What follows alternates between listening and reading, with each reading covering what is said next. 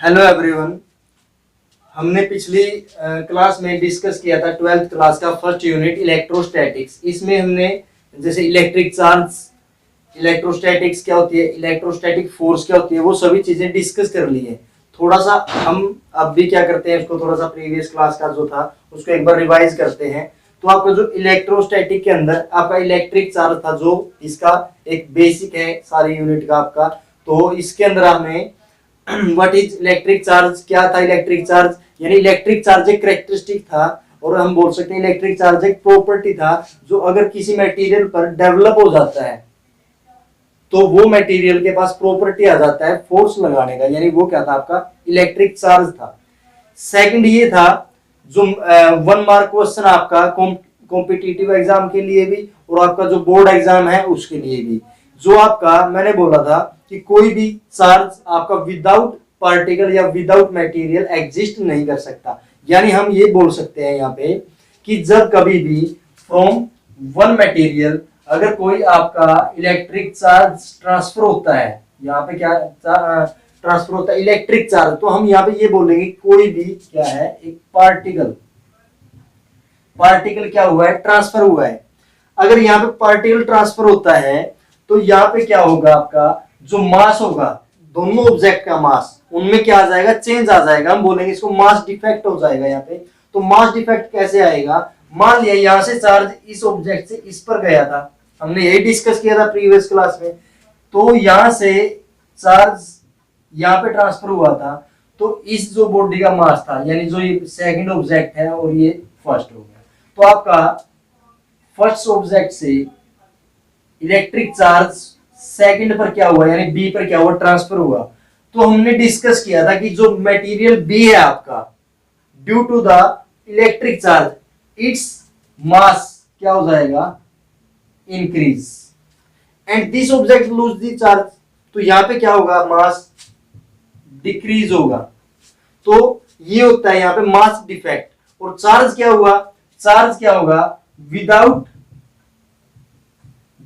Particle no charge क्या होगा, exist, यानी विदाउट पार्टिकल कोई भी चार्ज एग्जिस्ट नहीं कर सकता।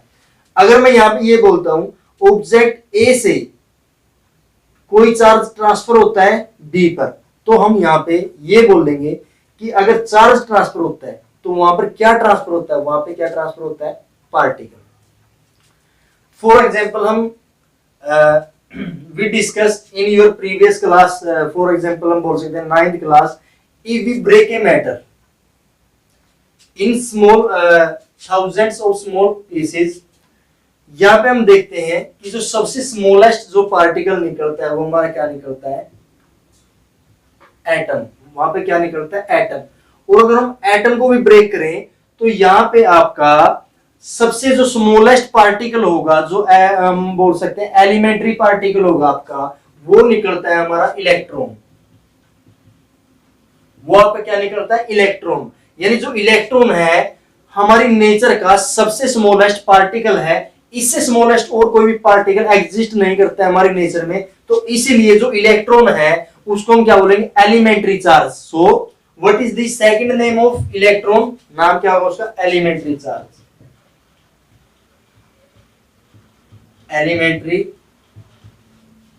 चार्ज।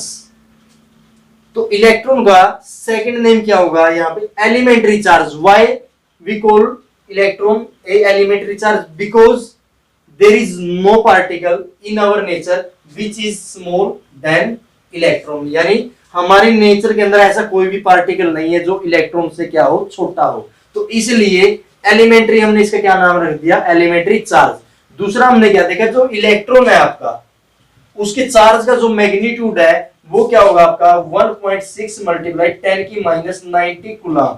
तो ये आपने याद रखना है कि एक इलेक्ट्रॉन के ऊपर चार्ज जो होता है वो इतना होता है 1.6 मल्टीप्लाई 10⁻90 कूलम। और इलेक्ट्रॉन के इसी चार्ज को हम क्या बोलते हैं, एलिमेंट्री चार्ज। क्यों, क्योंकि एक इलेक्ट्रॉन है। देखो यहाँ पे हमने इस एटम को जब तोड़ा तो सबसे जो स्मॉलेस्ट पार्टिकल था आपका वो हमें मिला इलेक्ट्रॉन। अब इलेक्ट्रॉन को जब हम तोड़ेंगे तो इससे छोटा हम नहीं कर सकते, तो इलेक्ट्रॉन के ऊपर ही हम देखते हैं कि इस बॉडी से जब कोई भी पार्टिकल इस पर ट्रांसफर होता है तो उस पार्टिकल का जो नाम है, उसका नोमेनक्लेचर होगा, वो क्या होगा, उसका नाम होगा हमारा इलेक्ट्रॉन। यानी सबसे स्मॉलेस्ट पार्टिकल क्या होगा नेचर में, हमारा इलेक्ट्रॉन होगा। और इलेक्ट्रॉन ही रिस्पॉन्सिबल होता है फॉर इलेक्ट्रिफिकेशन, तो हमने इलेक्ट्रिफिकेशन क्या डिस्कस किया था, क्या था ये, giving charge to a body. तो यानी किसी बॉडी को चार्ज देना, उसको क्या बोलते थे, इलेक्ट्रिफिकेशन। तो इलेक्ट्रिफिकेशन के लिए which is responsible for electrification here, तो यहाँ पे क्या होगा, आंसर क्या होगा आपका, इलेक्ट्रॉन। तो electron is the smallest particle of our nature, यानी हमारी नेचर का सबसे स्मॉलेस्ट जो पार्टिकल है आपका वो इलेक्ट्रॉन है। और इलेक्ट्रॉन को आप दोबारा से डिवाइड नहीं कर सकते, उसको ब्रेक नहीं कर सकते, इसलिए उसके ऊपर जो चार्ज होगा ना, वही जो सबसे कम वैल्यू होगी जो चार्ज की, वो क्या होगी, सिर्फ ये वाली वैल्यू होगी।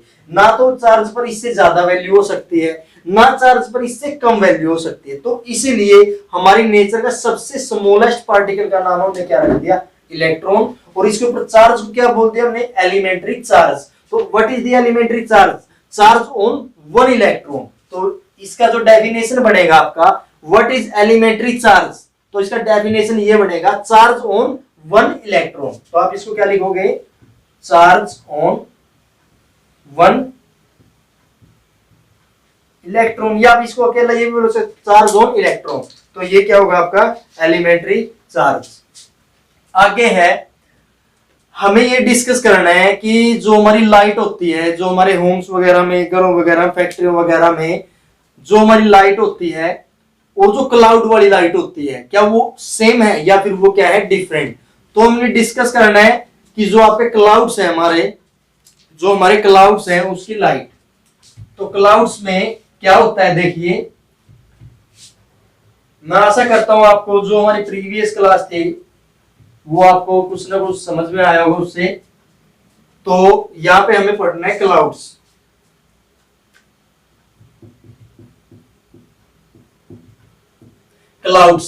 क्लाउड्स जैसे चार्ज होता है, तो चार्ज कैसे होता है, यानी इलेक्ट्रीफाई कैसे होता है, वो इलेक्ट्रीफाई कैसे होता है, इलेक्ट्रीफाई कैसे होता है हमने डिस्कस किया है प्रीवियस क्लास में, बाय रबिंग। देखिए, बाय रबिंग जब हम डिस्कस करते हैं कि जो हमारे क्लाउड्स होते हैं वो लाइटनिंग प्रोड्यूस करते हैं, तो किस टाइम वो लाइटनिंग प्रोड्यूस करते हैं, वो जब चार्ज होते हैं उस टाइम लाइटनिंग प्रोड्यूस करते हैं, या फिर जिस टाइम वो डिस्चार्ज होते हैं उस टाइम लाइट प्रोड्यूस करते हैं। तो वो हमें इसके अंदर देखना है। तो पहले तो हम ये देख रहे हैं कि जो क्लाउड्स है हमारे वो चार्ज कैसे होंगे। सबसे पहले क्या देखना हमें कि जो क्लाउड्स है हमारे चार्ज कैसे होंगे। तो हमने प्रीवियस क्लास में डिस्कस किया है कि वो कैसे चार्ज होते हैं। कोई भी ऑब्जेक्ट है अगर हमको चार्ज करना है उसको, तो वो होता है बाय रबिंग। हमें देखना है कि जो क्लाउड्स हैं और जो एयर होता है हमारे स्काई में, ये जो क्लाउड्स हैं एयर के साथ ये क्या करते हैं, रब करते हैं। या आप ये बोल सकते हो टू क्लाउड्स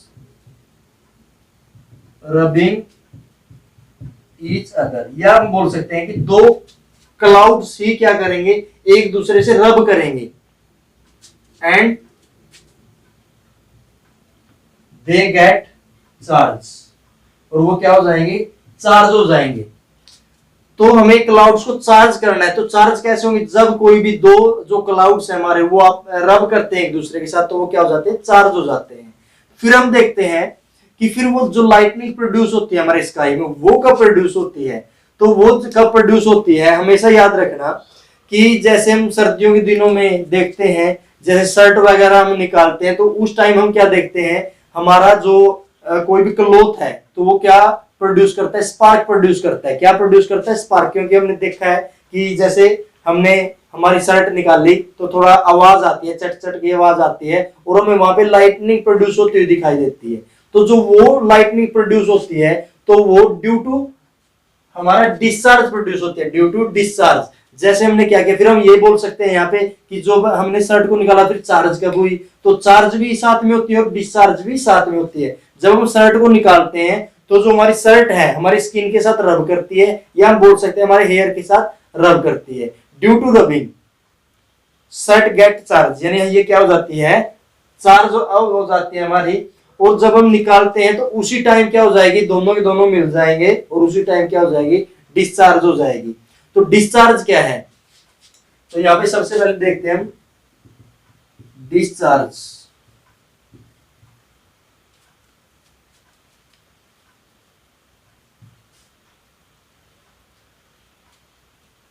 तो यहां पे देखिए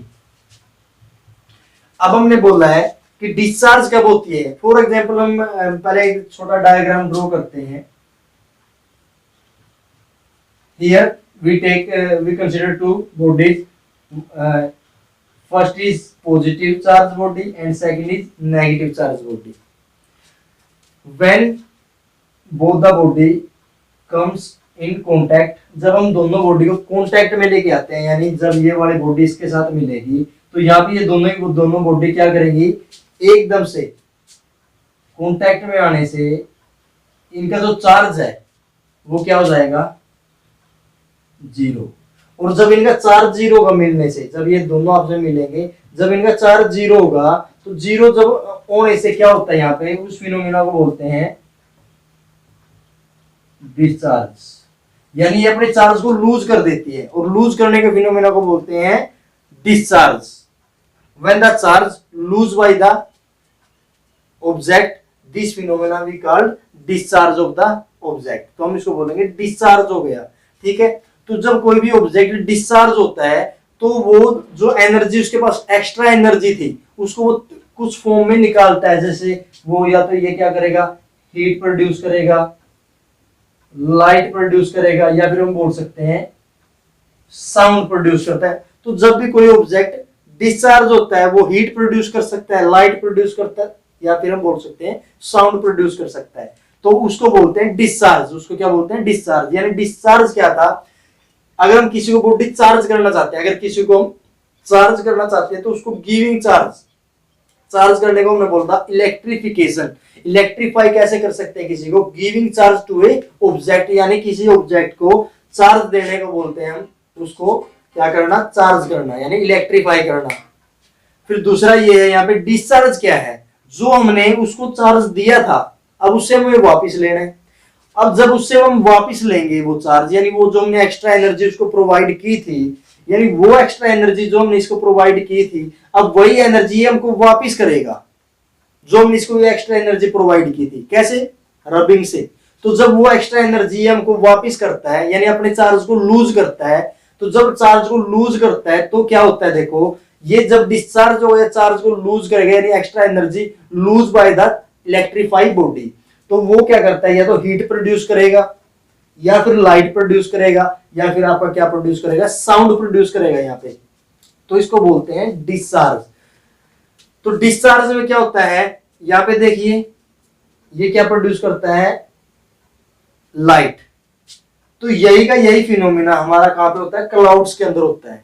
क्लाउड्स को हमने चार्ज कैसे किया, व्हेन टू क्लाउड्स रब ईच अदर, यानी एक दूसरे के साथ रब करते हैं तो दे गेट चार्ज, तो वो क्या हो जाते हैं, चार्ज हो जाते हैं।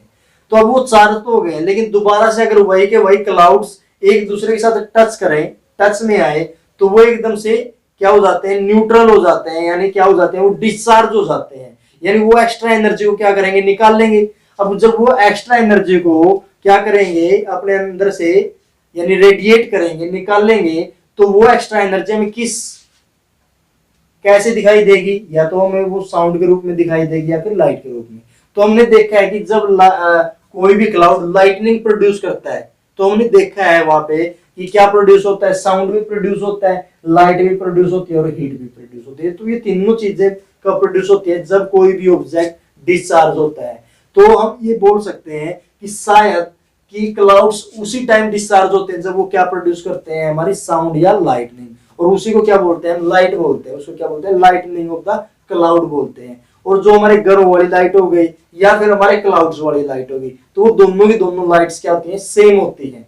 जैसे हमारा स्पार्क क्रिएट होता है सर्दियों में शर्ट निकालते वक्त, तो वो वाला स्पार्क क्यों क्रिएट हुआ है, क्योंकि हमारा जो शर्ट पे चार्ज, जो हमारा शर्ट था वो चार्ज हो गया था, तो उसी टाइम वो डिस्चार्ज हो गया। तो जिस टाइम हमारी शर्ट ने वो वाला चार्ज हमारी बॉडी को वापस दिया या एनर्जी वापस दी, तो वो एनर्जी में किस रूप में दिखी, साउंड के रूप में दिखी, या फिर हम बोल सकते हैं लाइट में दिखी। तो यही वाला फिनोमेना सेम कहां पे होता है, हमारे क्लाउड्स में। क्लाउड्स में साउंड कब प्रोड्यूस होगी या लाइट कब प्रोड्यूस होगी, तो आपको आंसर याद रखना है कि क्लाउड्स में लाइट या साउंड तभी प्रोड्यूस होते हैं जब वो क्या होते हैं, डिस्चार्ज होते हैं। और डिस्चार्ज क्या होता है, losing charge by A charge body या इलेक्ट्रीफाई बॉडी, यानी किसी इलेक्ट्रीफाई बॉडी के द्वारा चार्ज को क्या करना, लूज करना। इसको क्या बोलते हैं हम, हमारी बोलते हैं इसको डिस्चार्ज। इसको क्या बोलते हैं हम, डिस्चार्ज। तो आशा करते हैं आपको ये समझ में आया होगा। तो डिस्चार्ज क्या होता है, डिस्चार्ज होता है हमारा losing charge by A object, यानी ऑब्जेक्ट के द्वारा चार्ज को लूज करना, उसको बोलते हैं हम डिस्चार्ज।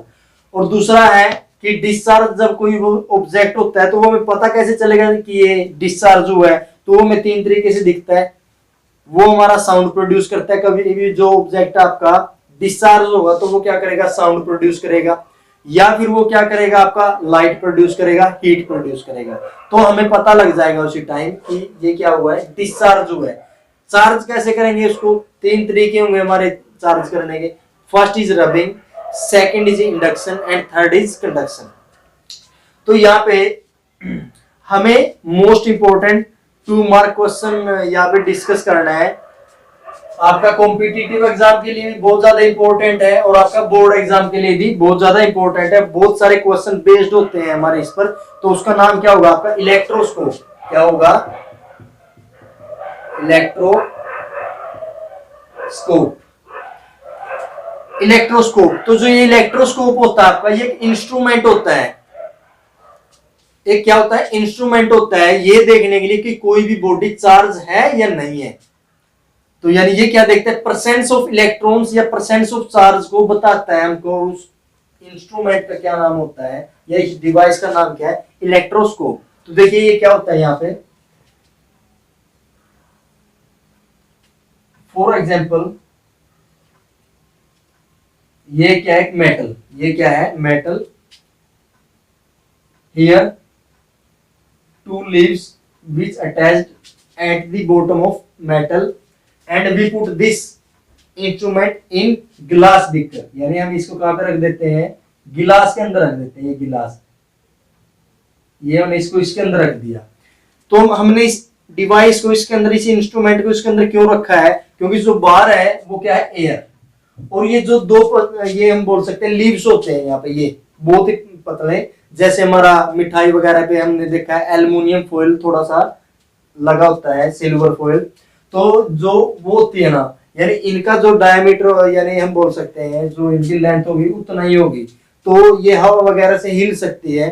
तो जो हम इंस्ट्रूमेंट का यूज करेंगे, हमें ये पता नहीं लग सकता है कि ये चार्ज है या नहीं है कोई भी ऑब्जेक्ट। तो इसलिए हमने क्या किया, इस इंस्ट्रूमेंट को कहां पे रख दिया है, इस गिलास के बीकर के अंदर रख दिया, ताकि इसको जो बाहर वाली हवा है इसको क्या है ना, डिस्टर्ब ना करे। इसलिए हमने इसको अंदर रख दिया है। और जो ये है ना, ये क्या हो सकता है, आपकी गोल्ड फॉइल हो सकती है।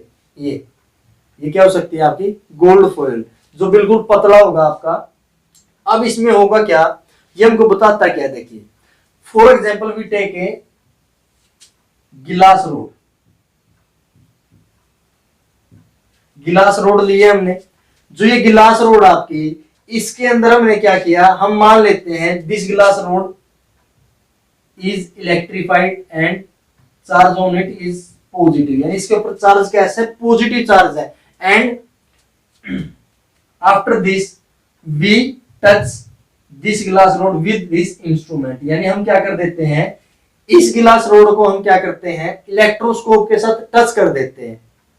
जब हम इसको टच करेंगे तो हम देखते हैं light charge repel each other, ये एक दूसरे को क्या करते हैं, रिपेल करते हैं। तो रिपल्सन के कारण ये बार इसके सरफेस से बाहर नहीं जाते। क्यों, क्योंकि बाहर क्या होती है, एयर। और एयर क्या होती है, इंसुलेटर होता है। एयर क्या होती है, इंसुलेटर। और इंसुलेटर कभी भी चार्ज को फ्लो करने की क्या परमिशन नहीं देता, यानी अलो नहीं करता इनको बाहर जाने के लिए। लेकिन जब इनको रास्ता मिलेगा, पाथ मिलेगा, जब हम इनको पाथ प्रोवाइड करवाएंगे तो ये चार्ज क्या करेगा, ड्यू टू द रिपल्सन ये क्या करेगा, फ्लो कर जाएगा। अब हम क्या करते हैं, गिलास रोड को इस इंस्ट्रूमेंट के साथ टच करवाते हैं। ये हमने यहां से टच करवाया। जब हम इसको इलेक्ट्रोस्कोप के साथ टच करवाते हैं तो this charge transfer from the glass rod to electroscope, ये वाला चार्ज है जो आपका, ये गिलास रोड से क्या होगा, इलेक्ट्रोस्कोप में चला जाएगा। And here we know the property of the light charge is repulsion. So due to repulsion ये क्या होगा, due to repulsion this charge spread all over the surface on electroscope, यानी ये वाला चार्ज ड्यू टू रिपल्सन के कारण यहां से क्या हो गया, यहां पे ट्रांसफर हो गया।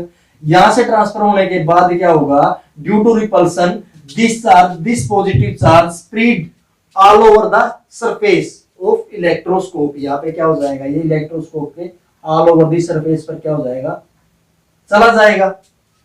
अब ये चला गया, अब ये ऑल ओवर द सरफेस पर चला गया और यहां से ये जाते जाते कहां तक जाएगा, ये गोल्ड लीफ तक जाता है, यहां पे चला गया। यहां पे देखिए जो गोल्ड लीफ आपका, ये दोनों के दोनों हैं, इनके पास सेम चार्ज है। And what is the property of light charge, light charge repel each other. अब यहाँ पे देखिए इसके पास भी सेम चार्ज है, इस वाले लीफ के पास, इसके पास भी सेम चार्ज है। यहाँ पे सेम चार्ज होने के कारण क्या होगा, both the leaves repel each other. Why, because both are same charge, यानी इनके पास क्या, दोनों के पास सेम चार्ज है। और हम यहाँ पे क्या देखते हैं कि ये वाला जो लीफ, पहले ये पोजीशन था इनका, यानी इनका जो इनिशियल लोकेशन था दोनों का वो ये है। लेकिन after this when we touch this glass rod with electroscope, due to repulsion all positive charge spread all over the surface of electroscope, and due to spreading and due to repulsion both the leaves repel each other, and both the leaves repel each other, and location of the leaves after repulsion is this। ये देखिए, यहां पे देखिए, पहले ये leaves का जो initial position था वो यहाँ पे था, लेकिन जब हमने इस रोड को इनके साथ टच करवाया तो ये वाले लीव्स कहां पे चले गए, ये यहाँ पे चला गया, ये यहाँ पे चला गया। इससे हमें क्या महसूस हुआ, या हमें क्या पता चला, या हमें पता क्या चला, हमें यहाँ पे ये पता चला कि ये वाला जो गिलास रोड था ये क्या था, चार्ज गिलास रोड था। ये क्या था, चार्ज गिलास रोड। अगर ये चार्ज न होता, अगर नहीं होता तो क्या होता है यहाँ पे, this both the leaves not repel to each other. तो ये क्या करते, यानी अपनी ओरिजिनल पोजीशन पर ही रहते। अगर ये चार्ज ना होता तो ये चार्ज यहाँ पे ट्रांसफर ना होता, अगर यहाँ पे ये चार्ज ट्रांसफर ना होता तो ये एक दूसरे को रिपेल नहीं करते। तो इससे हमें ये पता चल गया कि इसके अंदर क्या था, चार्ज था, और ये चार्ज टच करने से यहाँ पे ट्रांसफर हो गया, और हमें ये पता चल गया कि इस ग्लास रोड के पास क्या था, चार्ज। यानी इलेक्ट्रोस्कोप का काम क्या हुआ यहाँ पे, what is the function of electroscope here, क्या फंक्शन हुआ। इलेक्ट्रोस्कोप क्या बताता हमें, presence of the electric charge inside a object, inside a road, inside a glass rod, कुछ भी बोल सकते हैं हम। तो इलेक्ट्रोस्कोप का फंक्शन क्या हो गया, इलेक्ट्रोस्कोप क्या है, यानी एक इंस्ट्रूमेंट है। इसके लिए आप क्या लिखोगे, इसके लिए देखिए क्या लिखेंगे हम, या एक डिवाइस बोल सकते हो आप इसको, या इंस्ट्रूमेंट बोल सकते हो। तो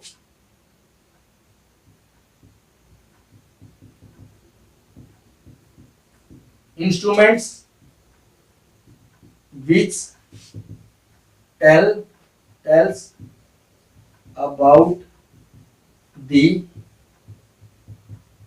presence of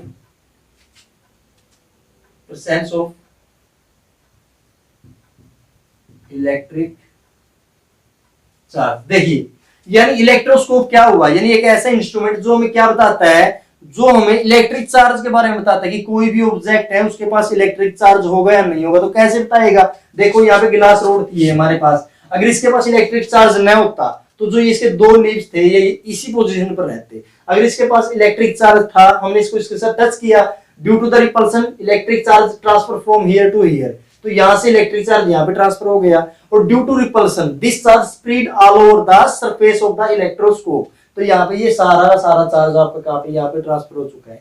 अब जब ये यहाँ पे ट्रांसफर हो गया तो और ट्रांसफर होने से हमें ये दिखाई दिया कि ये दोनों के दोनों लीव्स क्या हो जाते हैं, एक दूसरे को रिपेल करते हैं। रिपेल करने से एक दूसरे से दूर हो जाते हैं। तो हमें दूर होने से ये पता लग गया कि ये जो गिलास रोड था आपका, ये क्या है, चार्ज रोड है। सेकंड हम ये पता लगा सकते हैं, अब हमें ये मालूम है कि इसके पास कौन सा कैसा चार्ज है, पॉजिटिव चार्ज है। हमें ये भी बता सकता है कि किसी भी ऑब्जेक्ट के पास पॉजिटिव चार्ज होगा या नेगेटिव चार्ज होगा। For example we take a plastic rod. अब हमने क्या लिया, प्लास्टिक रोड लिया। प्लास्टिक रोड के पास याद रखना हमेशा गिलास रोड के पास जो चार्ज होता है वो क्या होता है, आपका पॉजिटिव चार्ज होता है। क्या होता है, पॉजिटिव चार्ज। प्लास्टिक रोड के पास हमेशा याद रखना क्या चार्ज होता है, नेगेटिव चार्ज। अब मान लेते हैं मैंने क्या किया, हम for example we take this plastic rod. हमें ये पता मालूम करना है कि ये रोड है जो प्लास्टिक, ये चार्ज है या अनचार्ज है, ये हमें पता लगाना है। तो हम कैसे पता लगाएंगे, with the help of electroscope. कैसे पता लगाएंगे, इलेक्ट्रोस्कोप की हेल्प से हम क्या पता लगाएंगे कि ये चार्ज है या नहीं है। तो देखिए कैसे पता लगाएंगे, हम दोबारा से वही वर्क करते हैं, वही फंक्शन करते हैं यहाँ पे कि हमने क्या किया, ये प्लास्टिक रोड था, हमने क्या किया, इसके साथ टच किया। अब इसके पास क्या है, पॉजिटिव चार्ज है, इसके पास क्या है, नेगेटिव। जब हम इसको इससे टच करेंगे, अगर ये जो गोल्ड लीफ है आपके, ये वाले पत्ते हैं इस पोजीशन पर रुके हुए हैं, पहले ये इस पे क्या आ गया, यहाँ पे पॉजिटिव चार्ज आ गया और यहाँ पे चले गए ड्यू टू रिपल्सन। जब इसको आप इससे टच करोगे तो ये नेगेटिव है, पॉजिटिव को क्या करेगा, अट्रैक्ट करेगा। ये वाला पॉजिटिव चार्ज कहां चला जाएगा, मान लेते इसके अंदर। या आप ये बोल सकते हो कि ये वाला नेगेटिव चार्ज किसके अंदर चला जाएगा, इसके अंदर। एंड दिस इलेक्ट्रोस्कोप क्या हो जाएगा, न्यूट्रल। अगर ये न्यूट्रल हो गया तो ये जो गोल्ड लीफ थे इस लोकेशन पर, तो ये क्या होंगे, वापिस आ जाएंगे अपनी ओरिजिनल पोजीशन पर। अगर वापिस आ गए तो हम ये बोल सकते हैं कि इसके पास क्या था, प्लास्टिक के पास नेगेटिव चार्ज। अगर वापिस न आए तो हम क्या बोलेंगे, इसके पास क्या कोई भी चार्ज नहीं था। तो इसके ये बताता है। अब हमने देखा कि इसके अंदर इलेक्ट्रोस्कोप क्या बताता है, हमको परसेंट बताता है किसका, इलेक्ट्रिक चार्ज का। अब ये काम किसके ऊपर करता है, it based on the electroscope के लिए ये भी, it based on function of, क्या कैसा फंक्शन, इलेक्ट्रॉन रिपल्सन। देखिए इलेक्ट्रॉन रिपल्सन पर ये बेस्ड होता है। क्यों होता है, देखिए अगर यहाँ पे यानी हम बोल सकते हैं रिपल्सन पर बेस्ड होता है, इलेक्ट्रॉन रिपल्सन पर बेस्ड होता है। रिपल्सन पर क्यों, क्योंकि हमने सबसे पहले देखा था कि इसके अंदर पॉजिटिव चार्ज आता है। पॉजिटिव चार्ज से क्या हो जाते हैं, ये दोनों लीफ रिपेल हो जाते हैं। तो यहाँ पे रिपल्सन हुआ, तो इसलिए ये किसके ऊपर बेस्ड होता है, रिपल्सन पर बेस्ड होता है। ये हमको बताता है क्या है, ये मेनली हमको परसेंट ऑफ इलेक्ट्रिक चार्ज बताता है कि कोई भी ऑब्जेक्ट है वो चार्ज है या नहीं है। तो इससे आगे हमें डिस्कस करना है इलेक्ट्रोस्टैटिक सीरीज, डिस्कस करना है।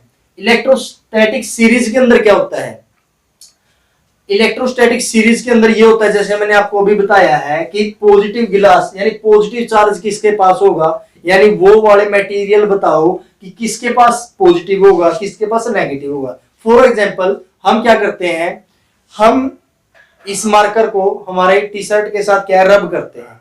मैंने इसको रब किया, मैंने देखा कि ये वाला जो ऑब्जेक्ट है, जो हमारा मार्कर था, ये किसी अनदर ऑब्जेक्ट को अट्रैक्ट करने लग जाता है। तो हमें ये कैसे पता चलेगा कि जो ये मार्कर है हमारा, इसके पास पॉजिटिव चार्ज आया है या फिर क्या आया है, नेगेटिव चार्ज। तो हम एक इलेक्ट्रोस्टैटिक सीरीज दी गई है हमारी बुक के अंदर, जो साइंटिस्ट ने दी है। तो आपको हमेशा याद रखना है एग्जाम्पल के लिए कि जो पॉजिटिव चार्ज के लिए हम लेंगे मटेरियल, वो लेंगे गिलास। यानी आपको मान के चलना होगा कि सबसे पहले आपका जो पॉजिटिव चार्ज है, इसके पास क्या होता है, गिलास रोड के पास पॉजिटिव चार्ज होता है। फिर नेगेटिव किसके पास होगा, तो हमें ये डिस्कस करना है इलेक्ट्रोस्टैटिक सीरीज। अब जो इलेक्ट्रोस्टैटिक सीरीज है, इसमें 7 या 8 आपको मटेरियल मिलेंगे। हमें ये मान के चलना है कि जो गिलास होता है वो सबसे ऊपर एग्जिस्ट करता है इस सीरीज में, जो सल्फर होता है वो सबसे नीचे होता है। ये देखिए सबसे पहले क्या होगा, ग्लास, फ्लैनल, वूल, सिल्क, मेटल, रबड़ हो गया आपका, रबर, प्लास्टिक हो गया, और लास्ट में आ गया आपका सल्फर। यहाँ पे हम इस सीरीज को कैसे डिस्कस करेंगे, देखिए जो इलेक्ट्रोस्टैटिक सीरीज है ये हमको बताती है कि कोई भी अगर मटेरियल है दूसरे मटेरियल के साथ अगर हम रब करेंगे तो उस पर क्या चार्ज आएगा। तो सबसे पहले हम लेते हैं गिलास।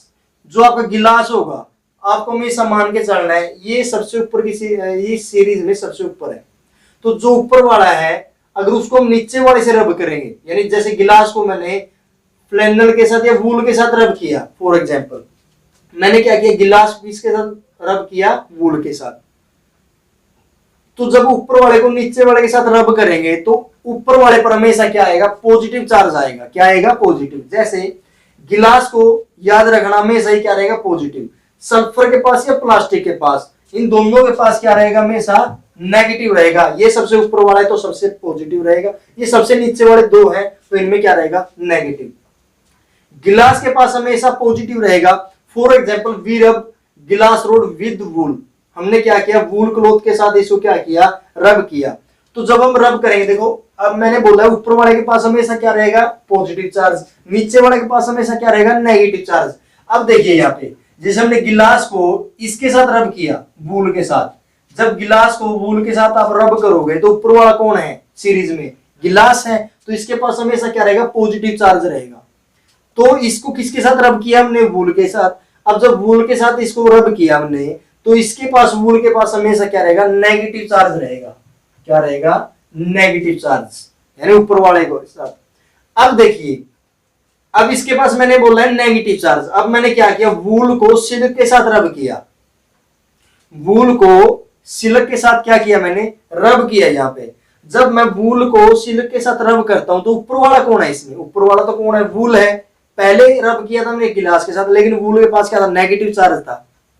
अब मैं पूछता हूं आपसे, जब वूल को मैं सिल्क के साथ रब करता हूं तो वूल पर क्या चार्ज होगा, हम सोचते हैं नेगेटिव होगा, लेकिन इलेक्ट्रोस्टैटिक सीरीज में ये बोला गया है कि जो ऊपर वाला है जिसके साथ रब करेंगे नीचे वाले के साथ, तो ऊपर वाले में क्या आएगा, पॉजिटिव चार्ज, नीचे वाले में आएगा नेगेटिव चार्ज। यानी वूल को हमने सिल्क के साथ अगर रब किया, if we rub wool with silk, so here wool is positive charge body and silk is negative charge body. ये हमेशा याद रखना कि वूल को हमने इससे नीचे वाले के साथ रब किया तो वूल के अंदर आएगा पॉजिटिव चार्ज, सिल्क के अंदर आएगा नेगेटिव चार्ज। फॉर एग्जांपल हम क्या करते हैं, यहाँ पे मेटल को सल्फर के साथ क्या करते हैं, या मेटल को प्लास्टिक के साथ क्या करते हैं, रब करते हैं।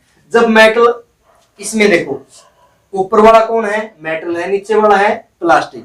तो जब हमने मेटल को प्लास्टिक के साथ रब किया तो जब मेटल को आप रब करोगे तो मेटल के पास क्या आएगा, देखिए जब हमने बोथ को क्या किया, रब किया, मेटल और प्लास्टिक, प्लास्टिक तो ऊपर कौन है, मेटल। तो मेटल को रब करोगे तो इसके पास हमेशा क्या आएगा, पॉजिटिव चार्ज आएगा, इसके पास क्या आएगा, नेगेटिव चार्ज आएगा, इसके पास नेगेटिव आएगा, इसके पास पॉजिटिव आएगा। एग्जाम्पल के लिए हमने क्या किया, दोबारा प्लास्टिक को रब किया सल्फर के साथ, तो देखिए ऊपर कौन है हमारा, प्लास्टिक, नीचे है हमारा सल्फर। तो प्लास्टिक को इसके साथ जब हम रब करते हैं तो प्लास्टिक के पास आएगा पॉजिटिव चार्ज, सल्फर के पास आएगा नेगेटिव चार्ज। तो ये हमारा मोस्ट इंपोर्टेंट इलेक्ट्रोस्टैटिक सीरीज है। इसके अंदर हमें ये चीजें डिस्कस करना है कि किसको किसके साथ रब करने से किस पर क्या चार्ज आएगा। याद रखने के लिए एग्जाम्पल के लिए सबसे नीचे रहेगा सल्फर, सल्फर याद नहीं रहता तो प्लास्टिक तो पक्का याद करना है। गिलास है सबसे ऊपर, प्लास्टिक है सबसे नीचे। गिलास के पास हमेशा ही याद रखना, हमेशा ही किसी के साथ भी रब करो गिलास के पास हमेशा पॉजिटिव चार्ज रहेगा, प्लास्टिक के पास हमेशा क्या रहेगा, नेगेटिव चार्ज रहेगा। तो ये था हमारा इलेक्ट्रोस्टैटिक सीरीज। तो इलेक्ट्रोस्टैटिक सीरीज के बाद हमें क्या पढ़ना है, इलेक्ट्रॉन थ्योरी पढ़ना है। क्या पढ़ना है, इलेक्ट्रॉन थ्योरी। तो इलेक्ट्रॉन थ्योरी के अंदर देखिए क्या है, हमने 11th क्लास, आपकी जो प्रीवियस क्लास थी 11th, उसके अंदर हमने इसको डिस्कस किया है। देखिए यहां पे, we know that basic particle of all matters is atom. ये जो एटम होता है आपका, कोई भी मटेरियल है हमारा, उसका सबसे स्मॉलेस्ट पार्टिकल होता है atom. Inside it 3 particle exist. यहाँ पे एटम के अंदर 3 पार्टिकल हमारे एग्जिस्ट करते हैं। फर्स्ट इज, मान लिया electron, second at centre proton and neutron. देखिए यहां पे हमने डिस्कस करना है आपका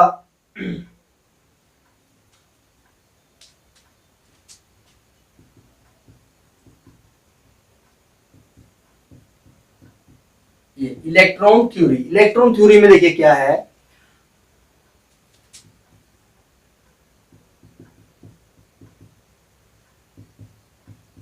इलेक्ट्रॉन थ्योरी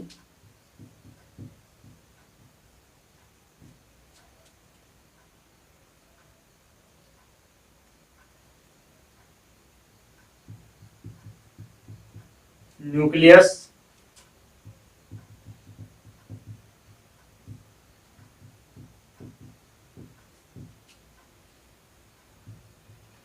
ये आपका इलेक्ट्रॉन थ्योरी का सबसे पहला पॉइंट है।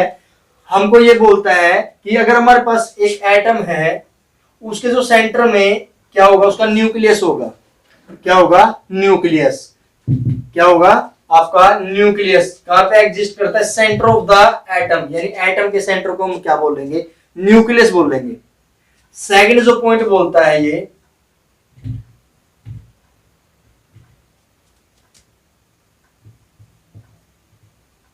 प्रोटॉन एंड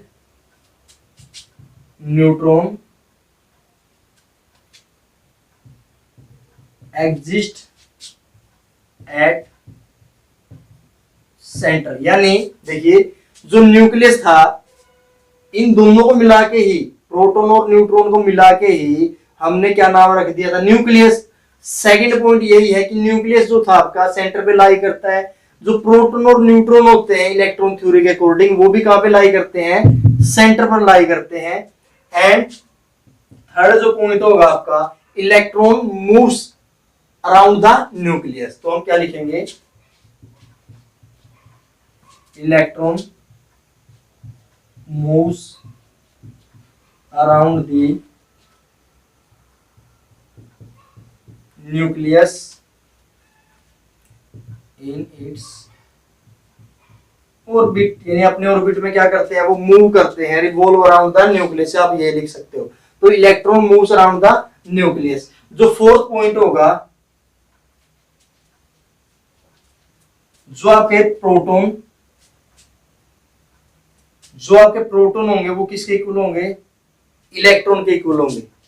फोर्थ पॉइंट ये है कि जो आपके प्रोटॉन और इलेक्ट्रॉन है, वो दोनों संख्या जो होती है, मान लिया एक एटम है हमारे पास, इसके अंदर 10 इलेक्ट्रॉन है, 10 ही क्या है?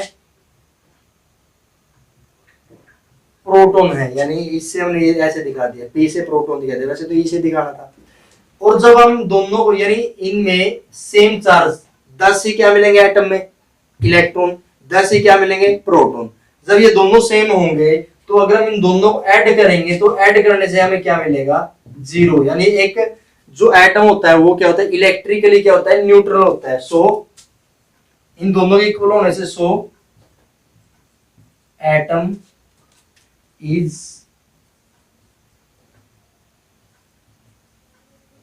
क्या होगा?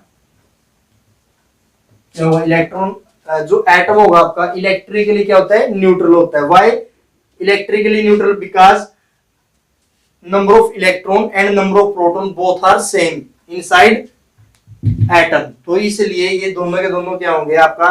ये एक एटम क्या होगा? न्यूट्रल होगा, यानी इसके पास क्या होगा? 0 चार्ज। यहाँ पे दो चीजें डिस्कस करने वाली है। अगर मैं आपसे पूछूं यहाँ पे कि इलेक्ट्रॉन के पास क्या चार्ज है या नहीं है, तो हमारा आंसर क्या होगा यहाँ पे? कि चार्ज है। 10 ही क्या है? इलेक्ट्रॉन। 10 ही क्या है? प्रोटॉन। लेकिन यहाँ पे नेट चार्ज क्या है एटम का? वो 0 है। नेट चार्ज क्या होगा? 0। यहाँ पे ये याद रखना है हमें कि अगर हमसे कोई पूछे कि एटम के पास क्या चार्ज होता है या नहीं होता, तो हमारा आंसर होगा चार्ज होता है, बट जो नेट चार्ज होता है वो क्या होता है आपका 0 होता है। Why it is 0? Why? Because number of the electron equal to number of proton, both are same, so net charge of the atom will be 0। तो ये क्या होगा, सारा का सारा इसका चार्ज क्या हो जाएगा आपका 0 हो जाएगा। यहाँ पे आपका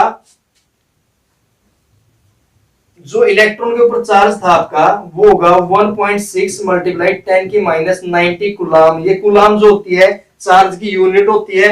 यहाँ पे हमने इलेक्ट्रॉन को ऐसे दिखाया है, यानी चार्ज को हमने ऐसे दिखाया है, लेकिन चार्ज का जो सिंबल होता है वो क्या होता है क्यू। वो क्या होता है क्यू। प्रोटॉन के ऊपर चार्ज क्या होगा, यहाँ पे हम नेगेटिव दिखा सकते हैं। Why? Because electron is negative. Proton के लिए आप क्या करोगे, इसको ऐसे दिखा सकते हो, चार्ज दोनों पे सेम होगा 1.6 मल्टीप्लाई 10 की माइनस 90 कुलाम, यानी ये क्या होता है दोनों पे चार्ज होता है। इलेक्ट्रॉन के पास होता है 1.6 मल्टीप्लाई 10 की माइनस 90 कुलाम। ना ही एक इलेक्ट्रॉन के पास इससे ज्यादा चार्ज हो सकता है, ना ही इससे कम हो सकता है, इसलिए इसका नाम क्या हो जाता है यहाँ पे एलिमेंट्री चार्ज। सेकंड, ये प्रोटॉन है, प्रोटॉन के पास भी क्या होता है सेम चार्ज होता है, और अगर एक इलेक्ट्रॉन और एक प्रोटॉन के पास सेम चार्ज हो, दोनों को ऐड करें तो हमें मिलता है 0। यानी इसीलिए हमारा जो एटम होता है वो क्या होता है इलेक्ट्रिकली क्या होता है न्यूट्रल होता है, उसका नेट चार्ज क्या होगा आपका 0 होगा। ये होगा आपका 0। सेकंड, अच्छा ये थी आपकी इलेक्ट्रॉन थ्योरी। इलेक्ट्रॉन थ्योरी में हमने सबसे पहले डिस्कस किया कि जो सेंटर में एग्जिस्ट करने वाला है एटम के उसको बोलते हैं न्यूक्लियस। न्यूक्लियस में हमको दो पार्टिकल मिलते हैं, first is neutron and second is proton. दोनों के दोनों सेंटर पर होते हैं, इसलिए so total mass of the atom will be concentrate at centre, यानी टोटल मास जो होगा वो कहां पे होगा एटम का सेंटर पर होगा। थर्ड जो पॉइंट था आपका इलेक्ट्रॉन मूव्स अराउंड द, या हम बोल सकते हैं electron revolve around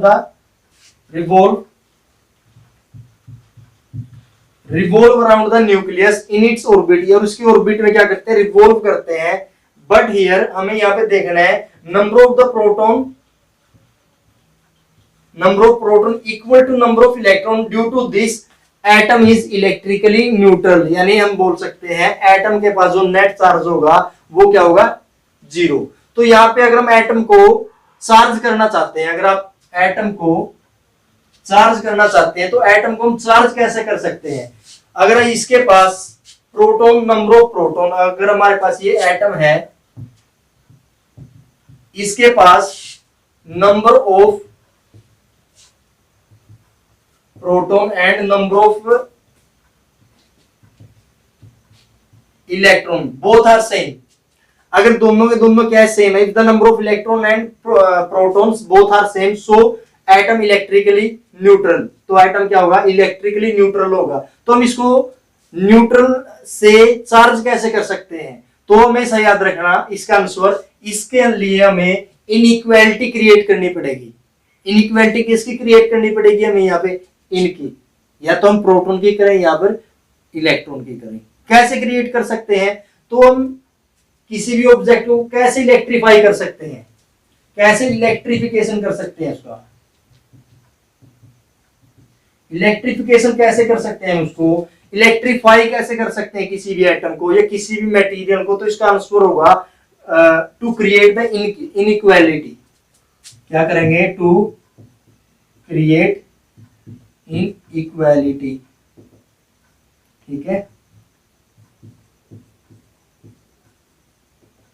inequality of charge, यानी चार्ज की हमें यहाँ पे क्या क्रिएट करनी पड़ेगी, किसी भी एटम को या किसी मटेरियल को इलेक्ट्रीफाई करने के लिए यहाँ पे हमने क्या करना पड़ेगा, to create inequality of electric charge, यानी इलेक्ट्रिक चार्ज की क्या क्रिएट करनी पड़ेगी इनइक्वालिटी। इनइक्वालिटी देखिए कैसे क्रिएट करेंगे। For example we take a compound NaCl, हमने सभी ने पढ़ा है, जो Na होता है Na के पास कितने इलेक्ट्रॉन होते हैं, उसके आउटर मोस्ट में 11 इलेक्ट्रॉन होते हैं, कितने 11 इलेक्ट्रॉन होते हैं। तो इसके जो आउटर जो ऑर्बिट होता है उसमें 2, 8 और 1, यानी इसके पास देखिए ऐसे होंगे। पहले में क्या होते हैं, पहले ऑर्बिट में कितने होते हैं 2, जो दूसरा ऑर्बिट होता है उसमें होते हैं 1, 2, 3, 4, 5, 6, 7, 8, यानी 8 इलेक्ट्रॉन सेकंड में हो गए। थर्ड में जो होंगे आपके वो रह गया सिर्फ एक।